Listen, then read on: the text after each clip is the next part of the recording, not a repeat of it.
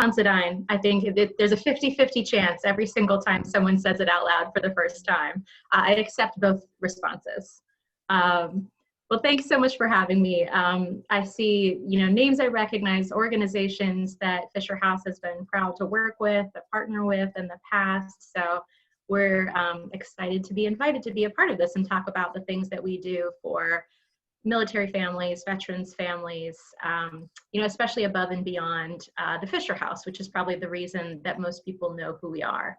So I've got a PowerPoint. I'm going to try to share my screen. I don't know if I do that or you do that. You can. I made you a co-host, so you should be able to click the green button on the bottom and do. Okay, let me see. If not, oh, it looks like it's working. Does that go? And let me make it play. Okay, every day is a new adventure with video. Definitely. Okay, wonderful. So Fisher House, if you haven't heard about us or anything that we do, really the core thought behind our mission is a family's love is good medicine. We focus on military families. We understand that in a life of service, families serve too. When you're a veteran dealing with the impact of your service, your family is also dealing with that. And so everything that we try to do as an organization is keeping that in the forefront of our mind. So I mentioned our core mission is Fisher Houses. That's mostly what we do. And I know that on the calls that we've had in the last over the last month, some folks have used the Fisher House at various times. So just a quick overview. They're family homes that have multiple suites for families to stay, built at military and VA hospitals. They're usually for people who are driving a long distance or flying in for specialty care. Families stay as long as necessary to receive the care that they need. One thing people don't really necessarily know about the houses, maybe based on their experience or the news, is that Fisher Houses serve all. You don't need to be a combat casualty. You don't need to be a veteran at a VA hospital. Pretty much if you are receiving care at the hospital, your family, and we say loved ones because sometimes the family is the family you make over the duration of your life. It's the people you grow up with, or your next door neighbor is the only one who can be there to support you. Whoever it is, and for whatever reason that you're receiving that specialty care, the Fisher House is available for you. So it could be a young family with a baby in the NICU. It could be a retiree dealing with the impact of Agent Orange or end of life.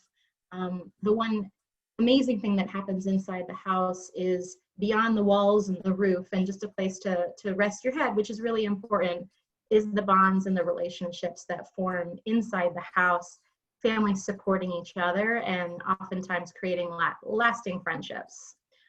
So that's Fisher Houses. We've got 89 of them all across the country and overseas. Some of the other things that we do as an organization, again, really just focus on the idea of, the family as a cohesive whole.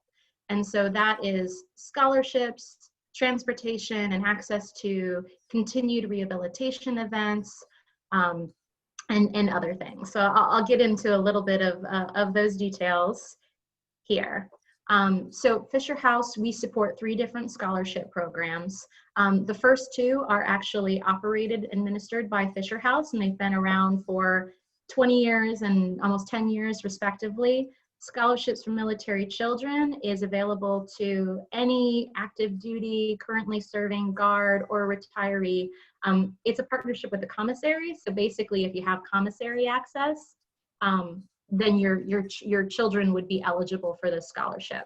And I'll just say, if you have commissary access, because I know that is a wild world right now, constantly changing. I can't keep on top of, who does and who will. So I'll just say, check the website and you can see the information there about how that works.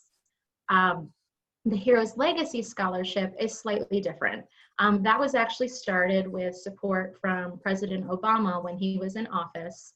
And it began with the proceeds of the book that he wrote, Letters to My Daughters. And he wanted to recognize military families, make sure that he was keeping them in the forefront of his focus. And what we said is, there's a lot of support for those who have lost a loved one since 9/11. There's not as much support, ongoing support, for those perhaps who have become 100% disabled and pretty much had their life changed forever due to an injury or impact that happened since 9/11. So the Heroes Legacy Scholarship is open to the college-age student child who has a parent who's lost their life or who has become permanently disabled, 100% TSGLI, since 9/11. For us, that's probably our biggest growing population of kids who need the scholarship. More and more become college age. We just see that getting bigger and bigger. The first one, Scholarships for Military Children, is competitive. Heroes Legacy Scholarships right now is just eligibility. So that's a great opportunity for folks for kids especially, who dealing with tough times in their life, the impact of that on their family may not be the ones who are keeping the 4.0 plus GPAs and the stellar grade averages, but the opportunity for them to, get an education and support their future families is just as important. The last one is one that we do in partnership with National Military Family Association. Kind of our motto at Fisher House is, if somebody is doing something really, really great and we want to support and be a part of it, we're not going to rebuild the wheel. We're going to see what they need. So we are one of the sponsorship partners for NMFA's Scholarships for Military Spouses. And that is a fabulous program that's providing not just scholarships for continuing education, but also for military families with some type of job or skill that needs to be recertified. Every single time you PCS, if you don't have state shared registration or certification or something like that, it's grants to pay for that certification, to pay for clinical hours to finish your education, things like that. The next program I want to talk about is, we call these our hero programs, Hotels for Heroes and Hero Miles. Probably some folks are familiar with them. And this is the idea of using a resource that's out there, frequent flyer miles that a lot of people weren't using for a very long time, or maybe just expired and you had to give it to somebody before it did expire. Same thing with those hotel points. We've had Hero Miles in operation since 2004. We have booked almost 80,000 tickets, either to bring a family member to bedside, if it wasn't being covered by military orders, or is it, there's no cookie cutter family. 3 orders might cover 3 people, but then there's the other brother, the other sister, the grandparent who raised you, whatever that situation is. We also use a lot of that right now to support partners who are doing continued rehabilitation events.